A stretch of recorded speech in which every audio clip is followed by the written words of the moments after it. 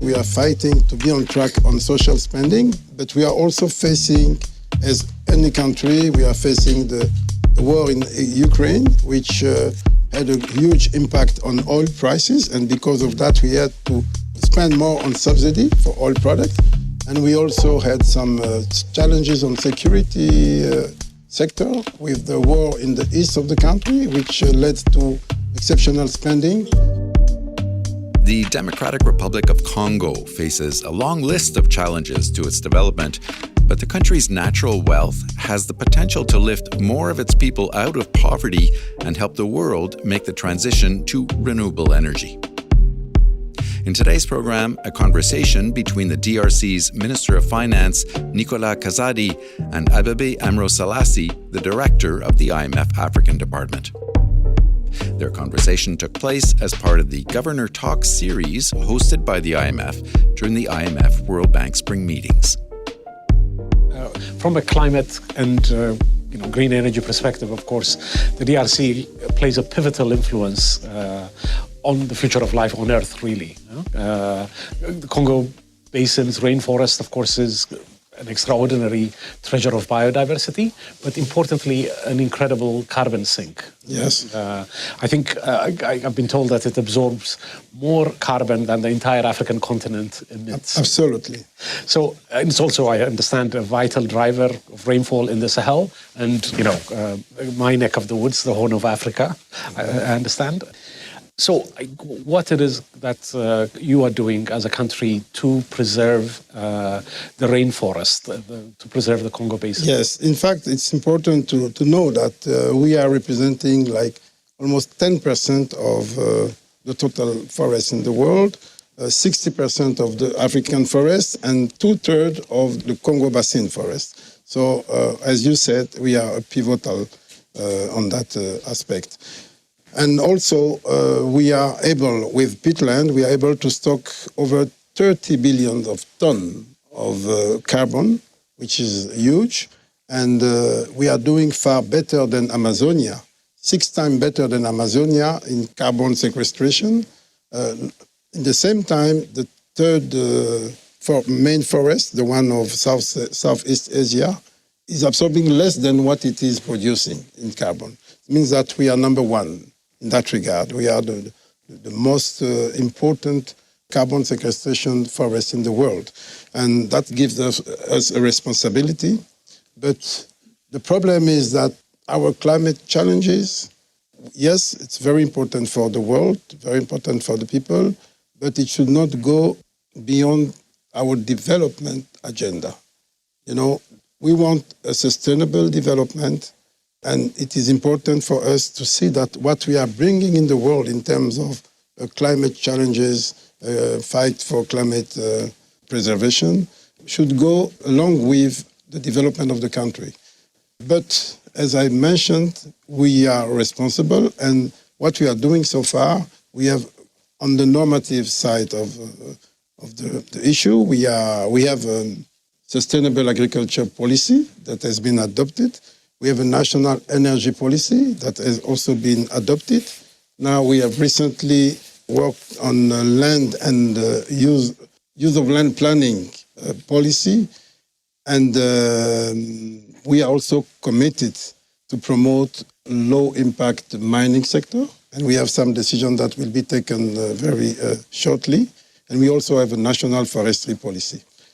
On the programmatic side, we have decided to put 30% of our forests under protection. So we have that is already done, and the impact of that is that we have to deal with our people who live with forests, who live within the forest. It's a very not always easy. We have also managed to restore 8 million of hectares of forests which have been degraded. That is something that we are doing currently. And we have also reviewed the concession very recently within the collaboration with the World Bank. We have been able to review all the forest concession, and we have listed and published all the contracts, and some of them have been cancelled, some contracts which were not compliant with the law. These are things that we have done recently. And most of all, now the forest sector is taken into account within the EITI. So now we have some commitment within the EITI linked to the forest. And we are publishing everything that we are doing in that sector. These are the main actions that we are undertaking. I mean, the point that you made about the avoiding or minimizing the trade-off between development issues, of course, the country has, and maintaining the rainforest is, of course, an important one. Can I ask, what, if any, support you're getting from the international community? If I was saying so, it is exactly because we don't get what we should get. Can you imagine that we represent 60% of the African forest, and we receive only less than 5% of the climate finance given to Africa? It's absolutely not fair, and we are talking about a country which is representing a bit less than 10% of the African population.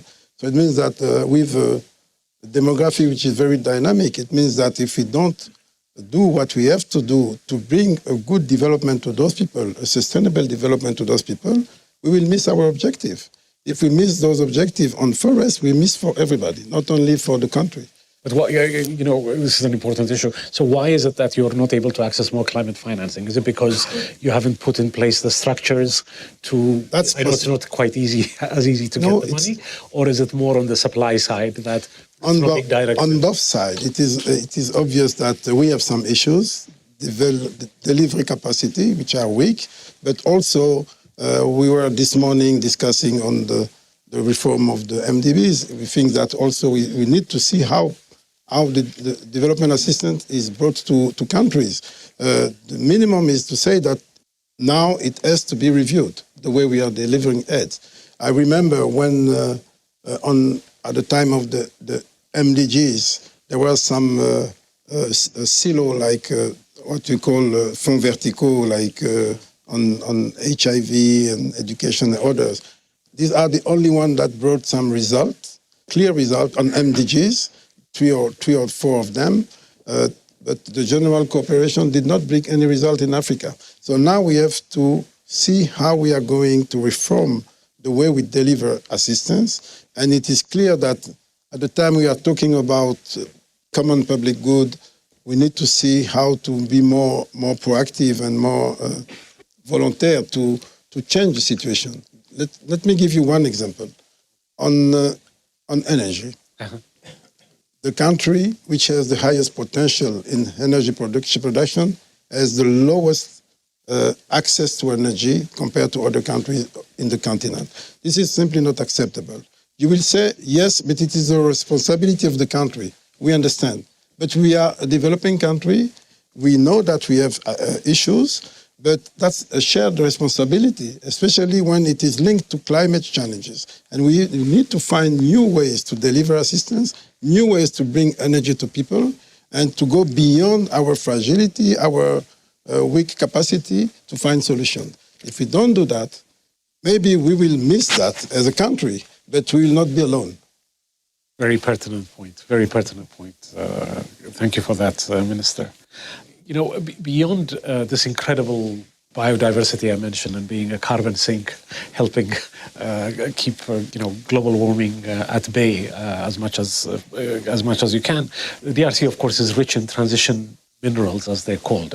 So the country holds about 60% of cobalt reserves worldwide. It is the largest producer of copper in Africa and other critical metals. These are all the kind of mining outputs that are needed to move towards more use of electric cars and all the other associated transitions that we need to make. So, can you say a little bit about what you are doing to number one, benefit from the increased demand for these goods, and number two, make sure that one of the big challenges in the DRC has been it's been excessively mining dominated and not creating enough jobs for the rest of the economy. So if you could say a little bit about this challenge. Okay, but if you allow, please let me come back for 1 second on what we said about climate finance, etc. We all agree that public funding will not bring all the solutions to our problems, and it is obvious that we need to consider also private funding. And we are now working on carbon market. We want to raise funding on the carbon market, even if we see that the price that is given for Africa is still very low. We need to build capacity to be able to show that the carbon sequestration that we are providing can be paid at a fair value. That is one thing, and we hope that with the program that we have with the World Bank, and I know that IMF is also interested in that, we will be able to raise the price of the carbon from Africa so that it can be more fair. And I'm coming back to what you said. Yes, on critical minerals. Yes, obviously, we are also in the center of the subject at the world level because of cobalt, because of copper in a less level, even if we are the number one in Africa. But we only represent 4% of the world on the global reserve. But also in other products like lithium and coltan, the treaties, etc. And on that, yes, it is clear, it is obvious that we need to focus on local transformation because it has been shown that it is more profitable to do it locally in DRC than doing it in the US or in China, in Poland or anywhere. So we have to take advantage of that for many reasons. But the key reason is that we have noticed that so far we have never been able to reduce the number of poor. Even if we can reduce the poverty incidence, but the number of poor is still growing. And the only way to change that is to have local transformation that can create more jobs, because the mining sector is not enough to create more jobs. And that is why it is very, very important. And we are at the crossroad. It is a given opportunity for us to take that. And we are working on that. We are working on that. As you know, we are very far in our partnership with countries like Zambia, the US, and others on the battery value chain. We expect to make some tremendous progress in the coming months or years. But we already started in another area on the treaties, the coltan, tungsten, and tantalum. On that, we have a new partnership with a country which is called Emirates, UAE. And with that country, we have managed to go together jointly on production and on transformation.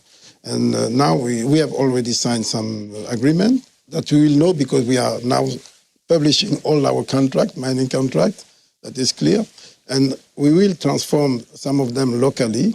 And this will bring a big change because we are planning to have the biggest smelter of the treaties in Africa and the second one in the world. In DRC, in the coming month, the work will start very shortly. And that will change. And after the treaties, we hope to go on cobalt and other critical minerals. So that's very important. And that's the most affordable way to bring structural change, diversification of the economy. Beyond that, we still have the challenge to bring diversification in agribusiness, which is the future of the country, because mining will end after some decades. But on the agribusiness, it is coming slowly, but we also have a long process that we are going on. You know, my turn to rewind the clock a little bit to a point that you've been making repeatedly, which is an important measure you've taken is promoting transparency and publishing all the contracts, production sharing contracts that you're entering into.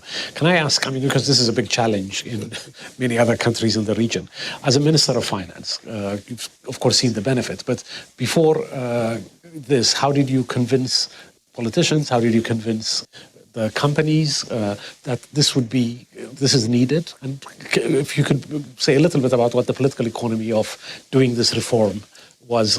Let me tell you, when there is a will, there is a way. And we have a strong political will in the country. If it was not the case, we would not come to the point where we are now.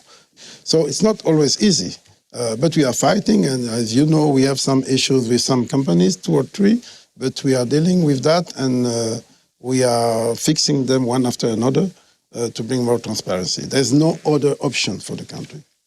Absolutely, I agree. I think having the political will to make this priority, I think, is the starting point, right? Yeah. So, okay. So, going back to our discussion on, climate change, can you say a little bit about how already, if that's the case, climate change may be impacting DRC? I mean, we've seen from time to time, of course, natural disasters there.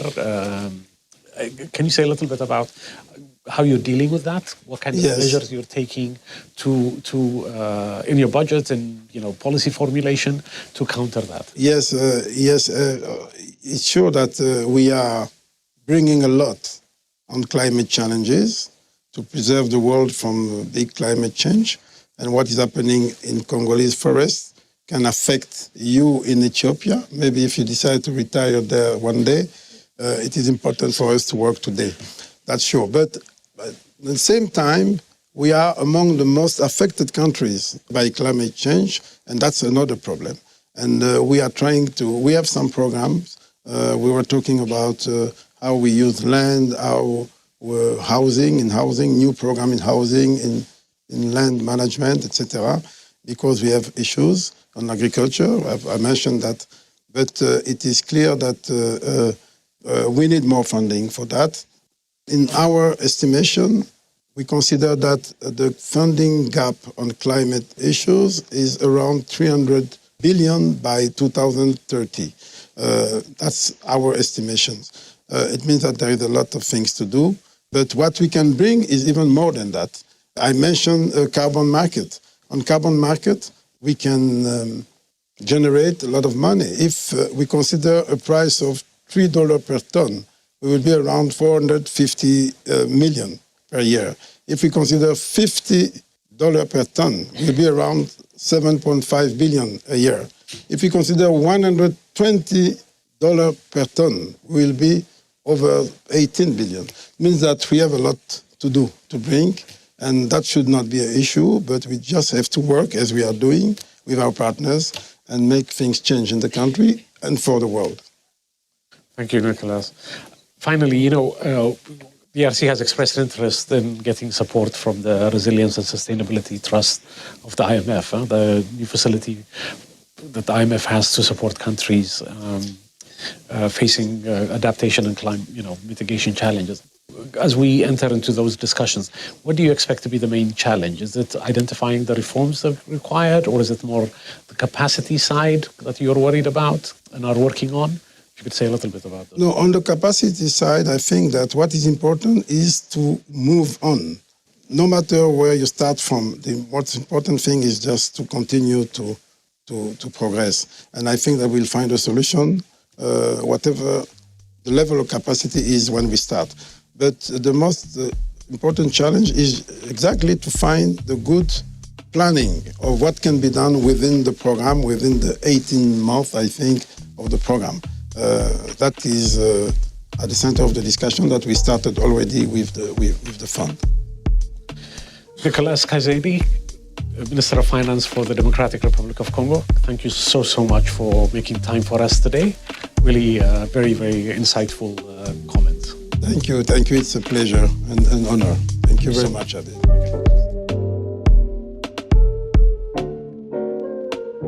That was the Minister of Finance for the Democratic Republic of Congo, Nicolas Kazadi, and IMF African Department Head, Abebe Aemro Selassie. Their conversation took place as part of the Governor Talks series during the IMF-World Bank Spring Meetings. Look for other IMF podcasts wherever you get your podcasts. I'm Bruce Edwards. Thanks for listening.